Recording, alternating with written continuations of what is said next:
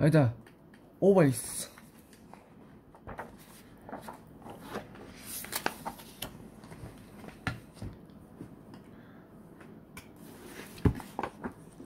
Gus lived in a big park in the middle of an even bigger city. Buildings grew around him and shifted the shape of the sky.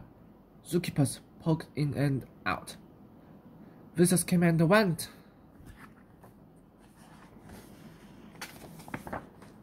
But every morning, when keys clicked and shoes clacked, Gus crawled out of his cave and spent his day with Ida. Ida was right there, always. When Gus tossed the ball, Ida was there to catch it. And when Gus splashed water, Ida was there to splash him right back. They chased and raced until school bells rang. Then the two friends flopped onto their favorite rock while the city pulled around them. I wish we could see it. Gus sighed. You don't have to see it to feel it, said Ida. Listen. They heard buses groan, trucks rumble, police whistle, taxis honk, pigeons coo. People say,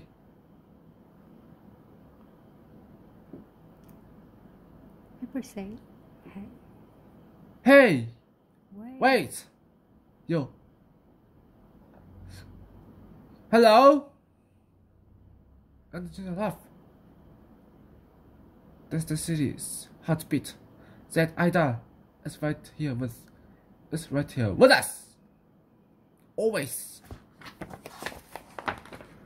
And the sky grew dark. Gus and Ida waved goodnight and crawled off to their caves with the subways humming underground. They added their snores to the sounds of the city. Everything was always the same. Until one morning, when keys clicked and the shoes clacked, Gus crawled out. But Ida wasn't there. Gus lumbered to Ida's cave. He sat in the sunniest spot and waited. The coffee cuts ground the beans, and the squirrels squabbled over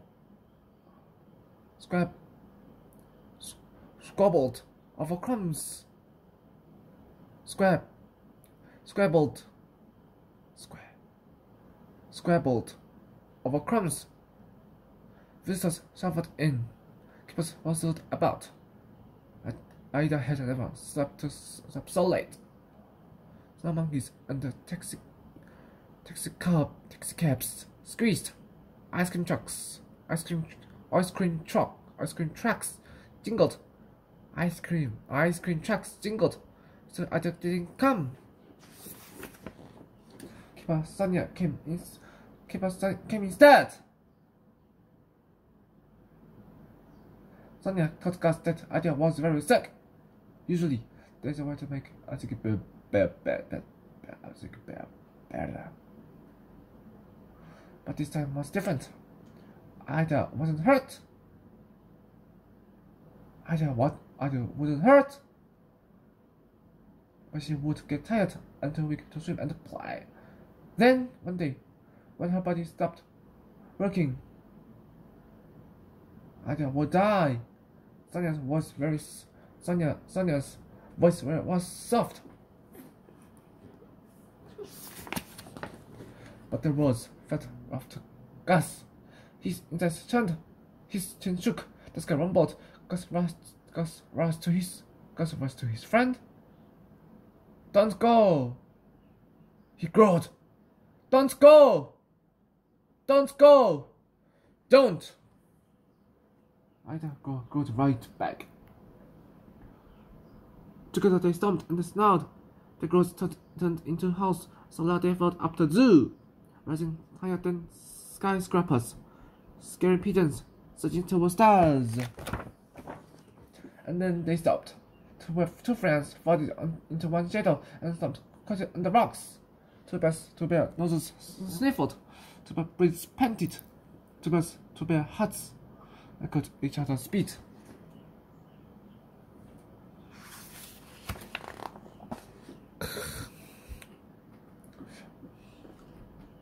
The plane roared overhead. Gus and Ida wondered where it was going. They wondered where Ida was going to. They wondered and guessed and imagined as they whispered nose to nose.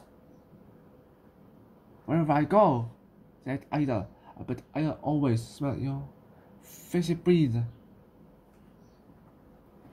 That made Gus smile. He wasn't sure if he should, but Ida was giggling too. They let their laughs bounce back and forth between them. From then on, Ida spent most days in her cave. She slept a lot, but she didn't hurt. The keepers took good care of her, and Gus helped. He gathered her favorite toys and fishy treats. He brought her visitors notes. They were growing days. And a lot of laughing days, and days that mixed them up.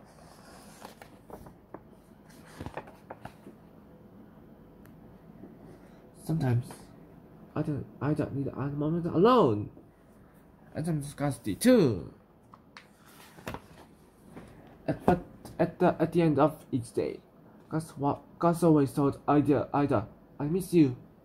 And Ida always told Gus, I miss you too.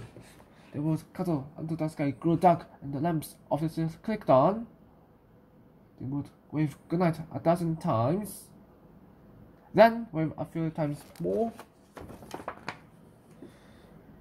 Then one sunny day, while Gus smoothed her fur, Ida curled into quiet. Her eyes closed shut, and they didn't open anymore. Gus pressed one last pet into Ida's paw. The papers shared the news. The city cried. The zoo was filled with goodbyes.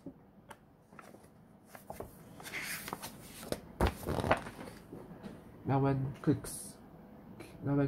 keys click and the shoes clack, Gus crawls out of his cave, knowing Ida want to be there.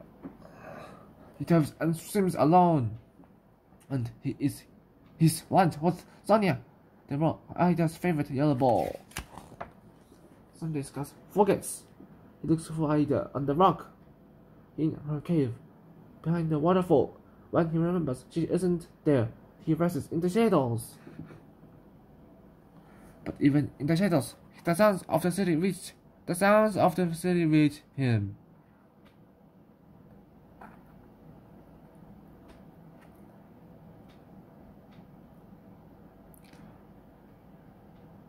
He hears buses groan, trucks rumble, pots whistle, Texas honk, pigeons coo.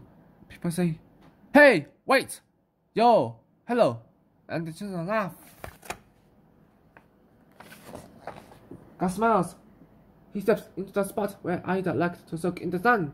He listens to the city pushing around him.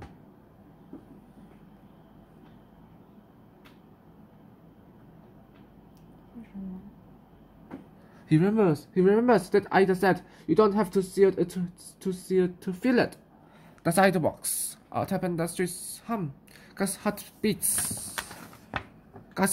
beats, and Ida is right there, always.